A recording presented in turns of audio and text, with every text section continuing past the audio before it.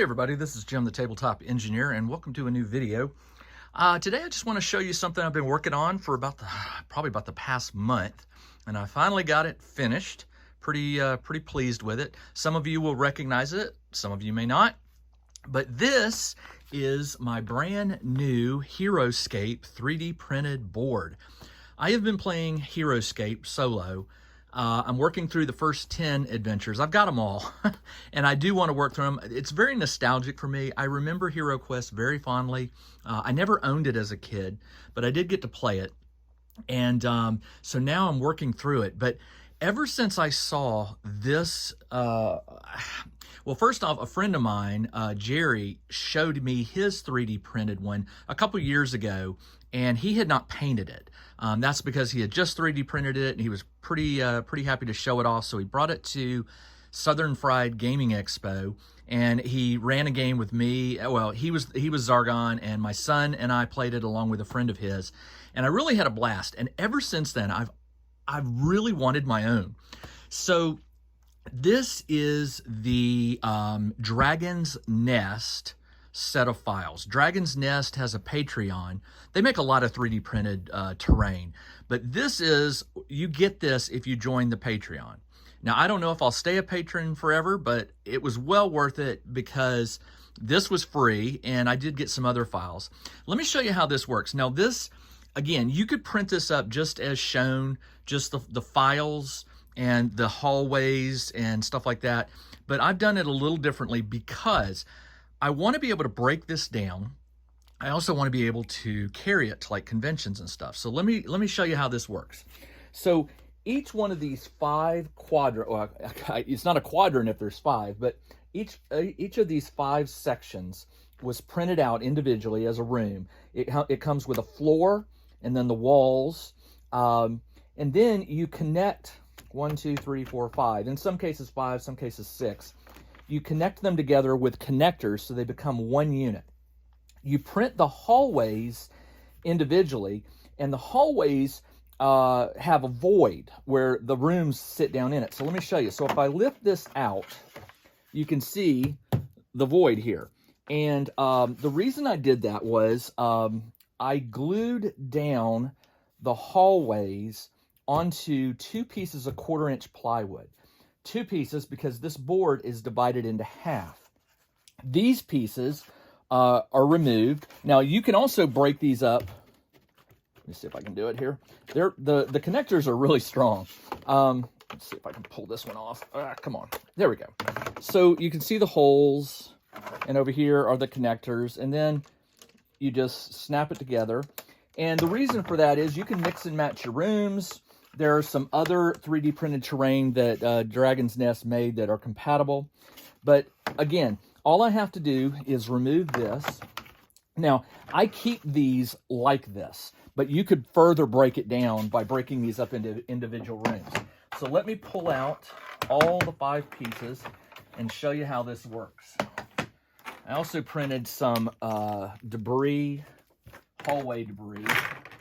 So you pull out all these, and by the way, the walls are removable.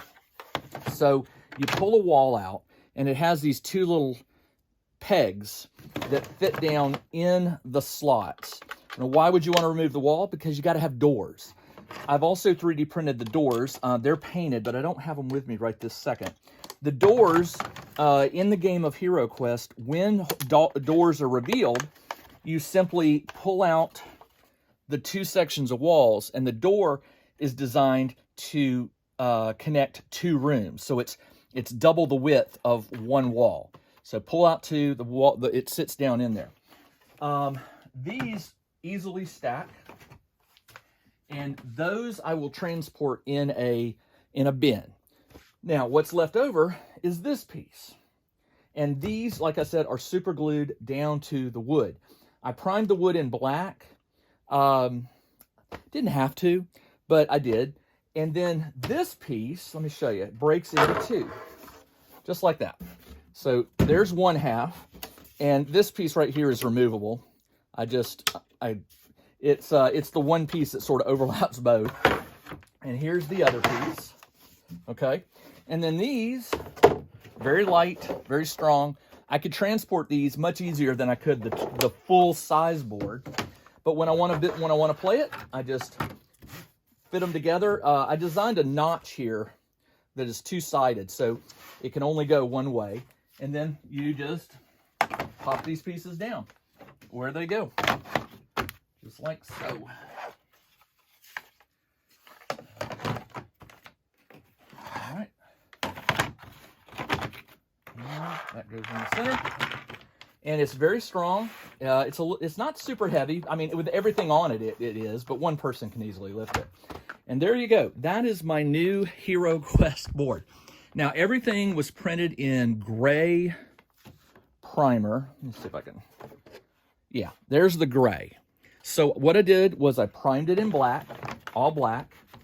Then I dry brushed with a dark gray, followed by a light white. I dry brushed all the walls. And some of that got on the floor, but that's okay because I did the floors last.